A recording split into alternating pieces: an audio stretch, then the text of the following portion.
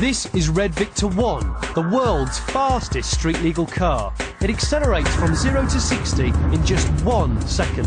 Not bad, considering it takes a Bugatti Veyron 2.5. And even more impressive when you consider it was built by one man in his Wolverhampton locker. We first met Andy Frost last year and tried the 9.3-litre V8 he's invested nearly 100 grand in on the public roads. Just a millimetre of throttle is enough to break the speed limit. Today, the mission is to push the throttle to the floor. Here, at the drag strip, it would take the average family car around 17 seconds to do a quarter mile. This old Vauxhall Victor does it in under 8, a world record. And hopefully today, we're going to beat that. I say we, because I'm going to be sitting in the passenger seat. Since we last saw the car, have you done any modifications to the engine? No. Is it all as it was? All as it was, apart from we changed the spark plugs and changed the oil. What's your record at the moment? What have we got to beat? We've got to beat 768 at 189 miles an hour. Right, 0 to 189, 7.68 seconds. Yeah. With me in the passenger seat. With you in the passenger seat. I can't wait. I'm going to get into something flame retardant. I'll see you in a minute. See you in a minute. Right, we're ready to go, okay? So. Yep. Let's get up there. Hello, Mum. Hello, Dad. I love you all. I've been waiting for this moment for over a year. Here we go.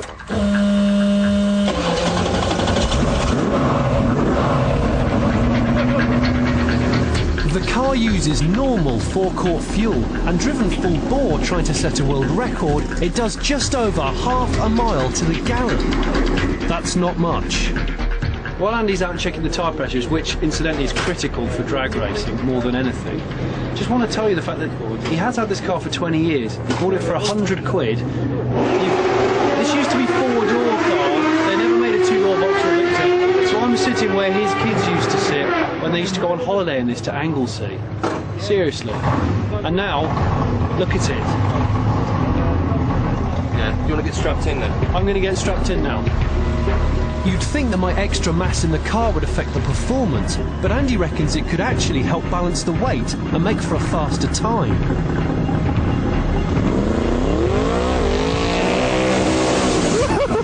With the road legal tyres warmed to melting point so they were as sticky as possible and smoke pouring into the cabin, I was reminded that I'd just strapped myself into a car with a 2,100 brake horsepower engine made by a man in a shed. That guy's just told us the parachute's ready to operate if some bad happens. I was about to be the fastest passenger in the world. Oh God, this is it. Okay, here we go.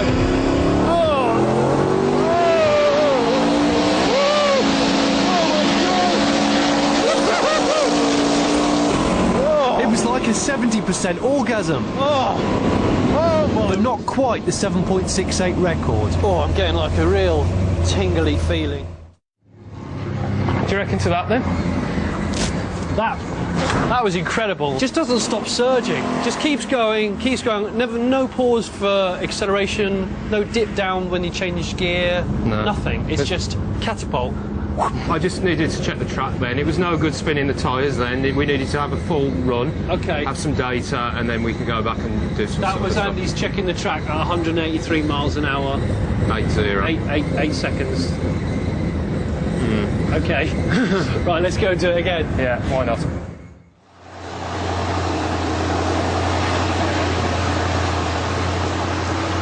Okay, it feels like we're waiting for minutes and minutes. Yeah, and well, minutes. that's not very good because they stop me from running. Now the car gets hotter.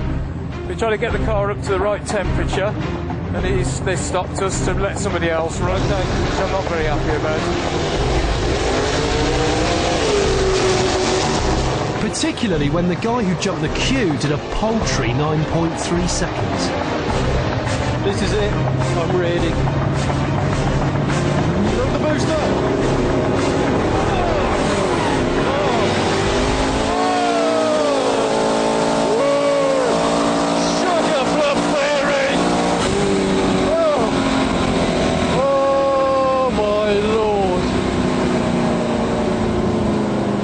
Traction off the line, but God, then it took off. That was spun the tyres a lot then. That was an angry run. An angry but relatively slow 8.5 seconds, and the reason was Mother Nature. Now, Although it's not raining today, there is quite a lot of wind, and that has quite a big say in drag racing, crosswinds and... Well, yeah, headwinds particularly, and that's what we got today, is a headwind. This car's like a brick. Tell you what was weird, you knew exactly what the car dialed in again without looking at any times. We crossed the line, I managed to hear you speak after we slowed down. You said, I reckon that was about an 8.4, and it was an 8.5. Yeah, it's because I'm so used to the car when it spins the tyres. Right, run number 3, I'm making sure I'm strapped in super, super tight. This was the final run of the day. I crossed everything, praying for something under that magic figure of 7.68. Again, we've got a guy who's making sure that we get it all properly lined up in the tracks of all the previous cars that have gone up today, because they've been laying lots of rubber down, and lots of sticky rubber means plenty of grip. So we can nail the throttle and then release. Okay, here we go. This is it, man. This is it. Oh, no!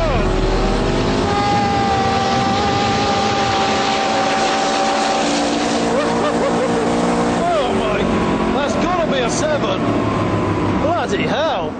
So did he do it? Did he get the record? I'd love to say yes, but with me in the passenger seat, I did an 8.1 at 183. So fast, but... Mighty quick. But there's good news, because 2 days after, Andy on his own managed a 7.67 at 189. So tyre rippling. Unbelievable. Mind you, you weren't in the car, so you were precisely no help at all. Well, that's true, but I am the fastest passenger in the fastest street legal car ever. It's definitely mighty quick, but it is a bit of a trigger's broom, isn't it? It's had like 4 new handles, 2 new heads, 7 new turbos, a new engine. It's got 2 turbos the size of your...